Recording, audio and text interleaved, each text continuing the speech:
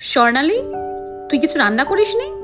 না, আসলে পার্টি থেকে ফিরতে অনেক রাত হয়ে গেছিল, ওই জন্য রান্নাটা করিনি। তুই কিছু বানিয়ে নে না।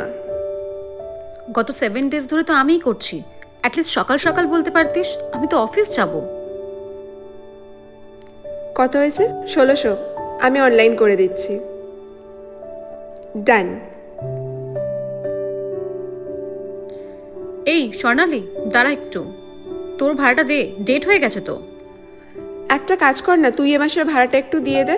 আমার না খুব হাত টান জ্বলছে, আমি তোকে মাসের শেষে দিয়ে দেবো। আমি তোকে বলেছিলাম না যে এবারে হাউস ওনার বলেছে ঠিক টাইম মতো পেমেন্ট করতে? আর তুই আগে 3 মাসও ঝুলিয়েছিলিস, আমি কোথায় পাবো এত টাকা? ঠিক আছে, দেখছি, ম্যানেজ করার চেষ্টা করছি।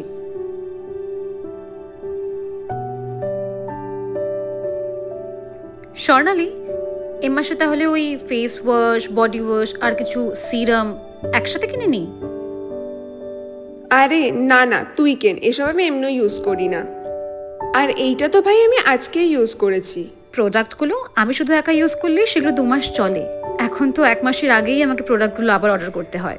একটু জাস্ট মাথায় রাখিস যে আমিও কিন্তু বেশি স্যালারি পাই না। ফাইন। আরে ভাই যাব, টাকা পয়সা ওসব নিয়ে একদম চিন্তা করিস না। স্বর্ণালী, আমি তোকে কতবার বলেছি তুই সারাদিন আমার রুমে থাক, যা ইচ্ছা কর, কিন্তু আমি আসার আগে আমার রুমটাকে, বিশেষ করে আমার বিছানাটাকে ক্লিন করে রাখ। আমি তো অফিস থেকে এলাম। কোথায় অগোছালো, তুই বড্ড বাড়াবাড়ি করিস সব সময়।